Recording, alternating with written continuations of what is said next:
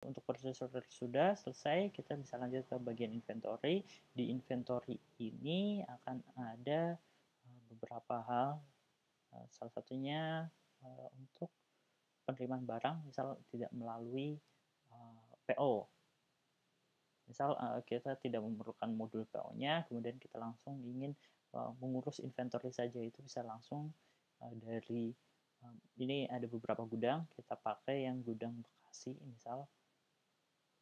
Kemudian kita misal masukkan barang, itu bisa langsung create. Ini untuk yang receipt ya, tadi inventory ya, receipt.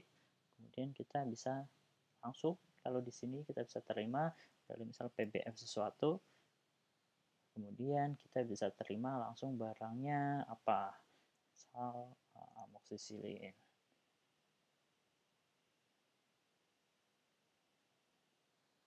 Oke, ketika udah, misal ini kita set amoxicillin,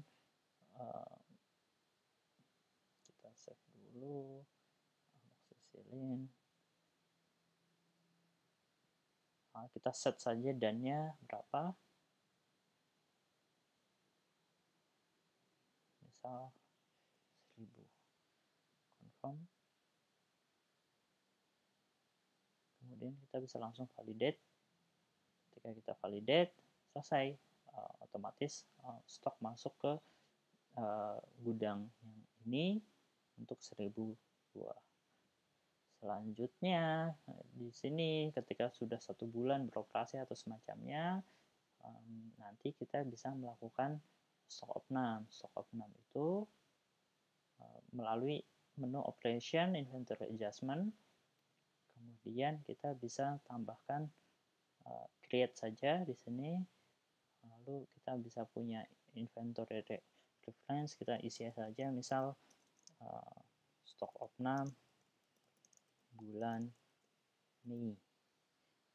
Oke, kita start inventory, lalu di sini kita bisa lihat otomatis semua produk yang ada atau semua obat yang ada akan muncul di sini stock on hand-nya. Kemudian kita bisa hitung ulang. Misal ternyata antigen kit ini misal ternyata ada 102 burusnya, kita bisa hitung terus, kemudian kita bisa validate inventory. Otomatis ketika validate inventory, kita akan melihat perubahannya akan langsung berefek ke jumlah stoknya.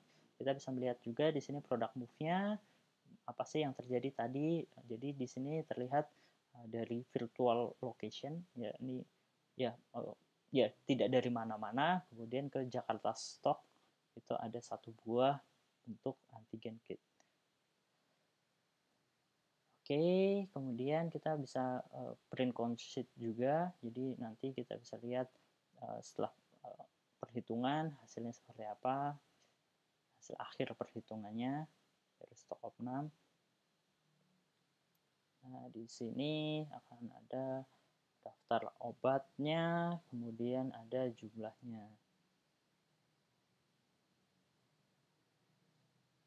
Oke, setelah itu kita bisa lanjut ke bagian pengeluaran obat. Di bagian pengeluaran obat pada umumnya itu melalui apotek, jadi jarang akan diakses menu ini, jadi melalui delivery order.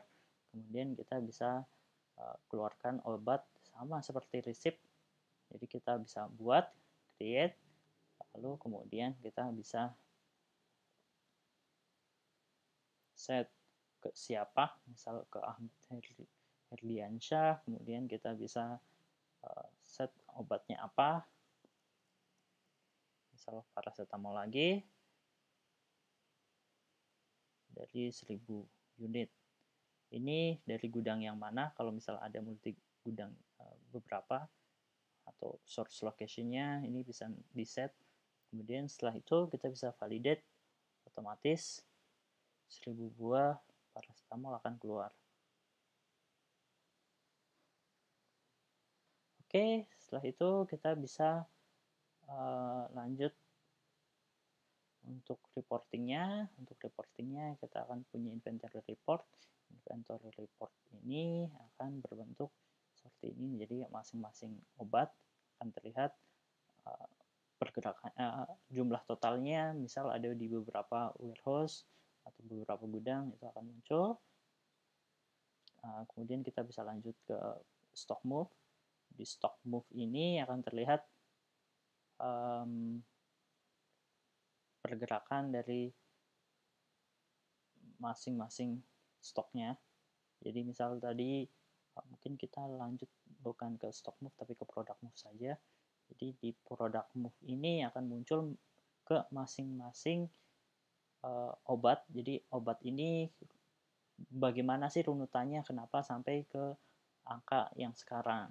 Ini jadi ada dari vendor ke stok, kemudian dari stok ke partner, ke customer dijual berarti, kemudian dijual lagi, kemudian ada inventory adjustment kelihatannya di sini ke stok dan seterusnya. Jadi akan terlihat runut, jadi seperti akuntansi untuk inventory. Oke, kita lanjut ke inventory valuation. Di sini inventory valuation ini untuk ya nilai dari barang yang kita punya. Ini akan berdasarkan dari tadi ketika kita menggunakan purchase atau ketika kita melakukan kita set harga untuk masing-masing produk, harga belinya berapa. Oke, ini untuk bagian inventory.